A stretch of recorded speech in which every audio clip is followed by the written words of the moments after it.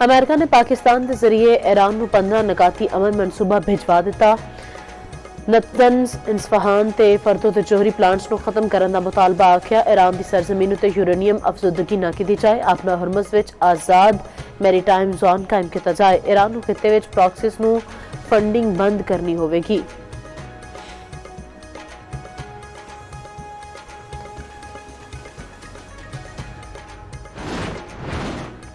Iran जोहरी हथियार न बनाने ते रजामंद अमरीकी सदर डोनाल्ड ट्रंप का दावा आख्या। ईरान इस बार समझदारी नाल गल कर रहा है। ईरानी क्यादत खत्म कर दी। ये रजीम चेंज है। मार्को रूबियो ते जेडी वेनेस डील के अमल विच हिस्सा ले रहे हैं। अक़वाम मुत्तहिदा विच इसराइली सफीर दा आखना है कि इसराइल अमेरिका ते ईरान मुज़ाकरात दा हिस्सा नहीं।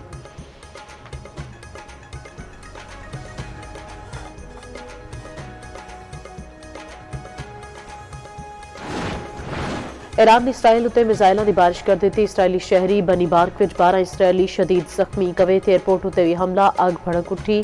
दूजे पासे इसराइल दे ईरान उत्ते नवे हमले। तहरान दे वरामीन शहर विच 12 अफराद शहीद, दर्जना जख्मी। अबो शहर विच ईरानी एटमी तनसीबात दे नेड़े हमला।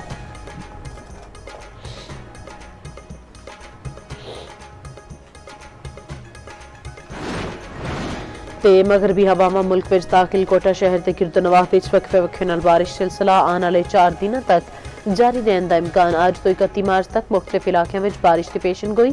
कराची के बाज़ इलाकों में आलाबारी भी मुतवक्के।